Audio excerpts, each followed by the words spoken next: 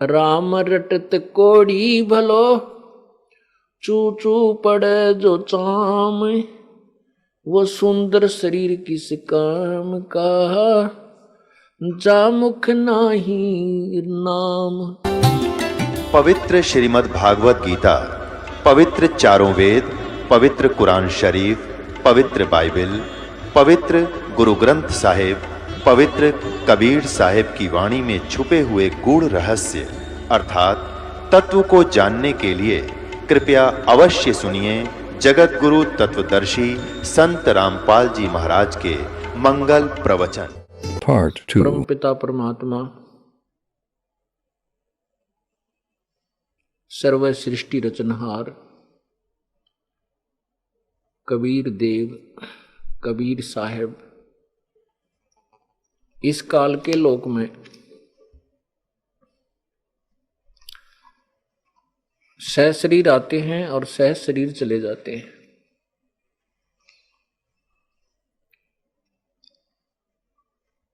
वो परमात्मा कुछ समय के लिए यहां रहते हैं और एक जन साधारण की भूमिका करते हैं। जब वो परमात्मा यहाँ आते हैं वो तत्व ज्ञान का प्रचार करते हैं, परंतु हम तत्व ज्ञानहीन होने के कारण और उस अज्ञान को तत्व ज्ञान समझकर न तो हम परमात्मा के तत्व ज्ञान को स्वीकार करते हैं और न ही परमात्मा को पहचान पाते हैं। कारण क्या होता है? कारण ये होता है कि उस समय शास्त्र ज्ञान से वंचित और शास्त्रों का ही प्रमाण बताकर सभी गुरुजन शास्त्र विरुद्ध ज्ञान बता रहे होते हैं और हम उनके द्वारा बताए गए उस लोकवेद को, उस दंत कथा को शास्त्रों में वर्णित ज्ञान मानकर हम स्वीकार कर चुके होते हैं। वो परमात्मा जब आते हैं और वो कहते हैं कि जो ज्ञान तुम्हें बताया गया है ये शास्त्र के विरुद्ध है, यथार्थ का यथार्थ ज्ञान ये है जो मैं तुम्हें बता रहा हूं। लेकिन हम अर्थात मानव समाज उस परमात्मा के उस तत्व ज्ञान पर विश्वास नहीं करता। क्यों नहीं करता? क्योंकि सभी सदग्रंथ जैसे पवित्र चारों वेद, पवित्र श्रीमद् भगवत गीता जी, पवित्र 18 पुराण और भी जिन शास्त्रों को हम प्रमाणित मानते हैं वे सभी संस्कृत भाषा के अंदर लिपिबद्ध होते हैं। परमात्मा अपने साधारण भाषा में, सिंपल लैंग्वेज में, उन्हीं शास्त्रों में छुपे गूढ़ रहस्य को अपनी कबीर वाणी के द्वारा, कबीर गिरह के द्वारा, अमृत वाणी के द्वारा लोकोक्तियों की अर्थात पद्य भाग की शकल में, पद्य भाग के रूप में वो उच्चारण करते हैं, उस ज्ञान को बोलते हैं। वो अज्ञानी ऋषि महर्षि जिनको हम महर्षि कहते रहे, लेकिन वो बिल्कुल अज्ञानी थे। उनको ना वेदों का ज्ञान था, ना गीता जी का ज्ञान था, ना 18 पुराणों को वो समझ सके। उन ऋषियों और उस समय के गुरुओं किस समय जब परमात्मा आज से 600 वर्ष पूर्व आए थे को संस्कृत भाषा के विद्वान मानकर और हम ये सोच लेते थे कि जो सदग्रंथों के विषय में कबीर जी बता रहे हैं वो संस्कृत के अंदर लिखे हुए हैं। और वो अज्ञानी गुरुजन कहा करते थे कि ये जुलाहा, ये कबीर धानक, ये संस्कृत से अपरिचित है, ये संस्कृत भाषा नहीं जानता, इसलिए इसके द्वारा बताई गई जो शास्त्रों का ज्ञान है वो झूठा है। तो हम भी अशिक्षित थे, अर्थात हमारे पूर्वज उस समय अशिक्षित थे, वो भी संस्कृत भाषा से अपरिचित थे। और दूसरी तरफ परमात्मा कबीर जी भी अक्षर ज्ञान रहित लीला कर रहे थे। वैसे तो वो परमात्मा थे, वो सब अक्षरों को, सब भाषाओं को अच्छी तरह जानते थे, परंतु जो विद्वान की परिभाषा हमने जान रखी है वो भी विपरीत है। यजुर्वेद अध्याय नंबर 40 के मंत्र नंबर 10 व 13 में स्पष्ट किया है कि कोई तो अक्षर ज्ञान युक्त, जिसने थोड़ी सी विद्या अक्षर ज्ञान सीख लिया है, जानता है, उसको हम कोई विद्वान कहता है। और जिसको अक्षर ज्ञान नहीं है उसको हम विद्वान कह देते हैं। लेकिन विद्वान और अविद्वान की परिभाषा भी सत्य यथार्थ रूप में वो तत्वदर्शी संत ही बताएगा। तो पुण्यात्माओं, केवल एक भाषा के जान लेने से विद्वान महर्षि नहीं होते।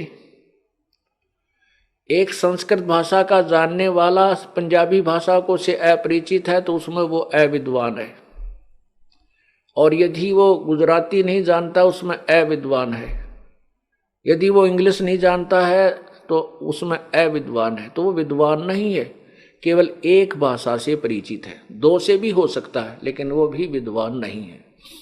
विद्वान तो पूर्ण परमात्मा है। पूर्ण परमात्मा कबीर जी वास्तव में विद्वान थे, और हम उन्हें विद्वान नहीं समझ सके। हम उनको अशिक्षित मानते थे, अक्षर ज्ञान रहित मानते थे, जिस कारण से उन नकली गुरुओं और ऋषियों का दाव लगा रहा। वो ये कह करके चैप्टर क्लोज कर देते थे परमात्मा कबीर परमेश्वर का कि ये तो अशिक्षित है, ये धानक है, ये शूद्र जाति से है, इसलिए ये सदग्रंथों से अपरिचित है, इसकी बातों पर विश्वास मत करना। और ऐसा ही होता रहा। वो परमात्मा अपने तत्व ज्ञान को बताता है कि तुम कौन हो, कहां से आए थे, आपका यहां मानव शरीर प्राप्त करने का उद्देश्य क्या है, जिससे हम अपरिचित होते हैं। परमात्मा ने 600 वर्ष पूर्व जो अमृतवाणी उच्चारण की थी लोकोक्तियों के माध्यम से, दोहावली, शब्दावली, इसमें इसको पद्य भाग बोलते हैं।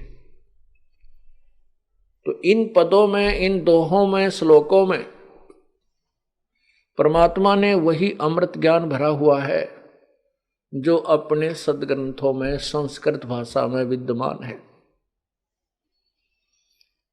अब उस परमात्मा ने जो बताया था 600 वर्ष पहले, आज सदग्रंथों में हम उनको देख रहे हैं कि वो सत्य है। और जो लोकवेद, जो तत्व, जो दंत कथा वो ऋषि जन, गुरु जी हमें सुनाया करते थे, वो सदग्रंथों के विरुद्ध थी। इससे दो बातें सिद्ध हो गई हैं कि एक तो कबीर परमात्मा, कबीर जी जो हैं वो परमात्मा हैं, सारी सृष्टि के रचनहार हैं, और वास्तव में विद्वान सर्वज्ञ वही परमेश्वर कबीर जी ही हैं, जिनको हम गुरु मानते थे। गुरु का अर्थ होता है जो हमें मार्गदर्शन करे, हमें जो है ज्ञान समझाए, सच्चा ज्ञान दे, वो सदगुरु होता है। वैसे तो गुरु ही बहुत होता है, गुरु शब्द बहुत है।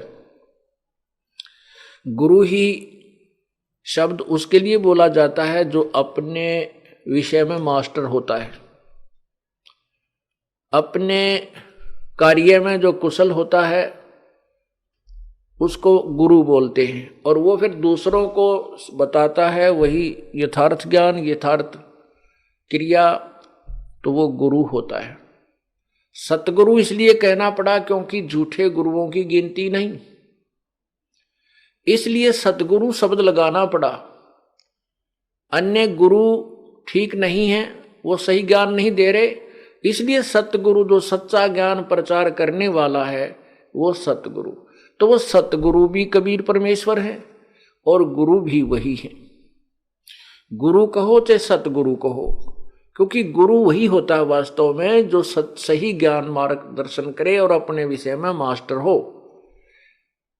जैसे कोई चिनाई का काम करता है, कोई लोहार का काम करता है, कोई मैकेनिक है, कोई इलेक्ट्रॉनिक के अंदर काम कर रहा है, कोई कंप्यूटर में है, तो वो जो अपने विषय में मास्टर है, सही जानता है उसके विषय में और वो आगे पढ़ाता है, वो टीचर है, गुरु है।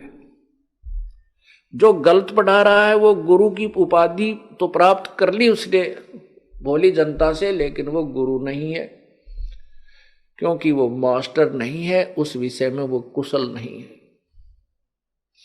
Like, share, subscribe, and part 3 soon.